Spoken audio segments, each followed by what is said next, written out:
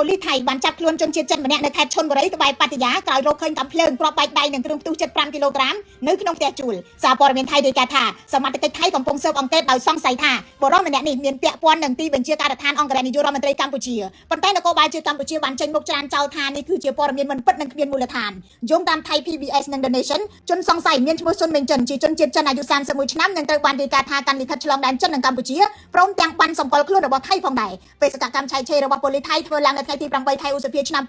2026នៅតំបន់ហួយយ៉ៃក្រោយរថយន្តរបស់ជនសង្ស័យក្រឡាប់ធ្លាយអាវុធចេញតាមការរាយការណ៍របស់កាសែត Thai Inquirer សមត្ថកិច្ចថៃបានរឹបអូសកាំភ្លើង M4 និង M16 ជាច្រើនដើមកាំភ្លើងខ្លីក្លុក26គ្រាប់បែកដៃ10គ្រាប់គ្រាប់កាំភ្លើងជាង790គ្រាប់ឧបករណ៍បំពងសំឡេងនិងគ្រឿងផ្ទុះ C4 75គីឡូក្រាម C4 គឺជាគ្រឿងផ្ទុះដែលប្រើដោយកងទ័ពនិងកម្លាំងពិសេសដើម្បីបំផ្លាញគោលដៅរឹងមាំទូរទស្សន៍ Channel 7 បានផ្សាយថាក្នុងទូរស័ព្ទរបស់ជនសង្ស័យមានវីដេអូហ្វឹកហាត់បាញ់កំភ្លើងនិងបោះគ្រាប់បែកដែលបង្ហាញទីតាំងហ្វឹកហាត់សង្ស័យនៅបញ្ជាការដ្ឋានទ័ពពិសេស911ហើយបានភ្ជាប់ទៅក្រុមអង្គការនាយករដ្ឋមន្ត្រីកម្ពុជាប៉ុន្តែនៅថ្ងៃទី10ខែឧសភាឆ្នាំ2026អ្នកនាំពាក្យអគ្គស្នងការដ្ឋាននគរបាលជាតិកម្ពុជាលោកឧត្តមស្នេហ៍ឯកឆៃកឹមខឿនបានប្រកាសច្រានចោលទាំងស្រុងលោកបញ្ជាក់ថាជនជាតិចិនដែលត្រូវបានចាប់ខ្លួននោះមិនមានការពាក់ព័ន្ធជាមួយទីបញ្ជាការដ្ឋានអង្គការរបស់នាយករដ្ឋមន្ត្រីកម្ពុជាឡើយលោកឆៃកឹមខឿននិយាយថាការផ្សព្វផ្សាយបែបនេះគឺជាការបំភាន់ព័ត៌មាននិងចោទប្រកាន់ដោយគ្មានមូលដ្ឋានចំពោះការដែលថៃផ្សាយថាបរិយាចិនរូបនេះកាន់លិខិតឆ្លងដែនកម្ពុជា News Today មិនទាន់អាចសុំការបញ្ជាក់ពីលោកទូចសុខៈអ្នកនាំពាក្យរងក្រសួងមហាផ្ទៃបាននៅឡើយគិតត្រឹមម៉ោង2រសៀលថ្ងៃទី11ខែឧសភាក្នុងពេលជាមួយគ្នាស្ថានទូតចិនប្រចាំប្រទេសថៃ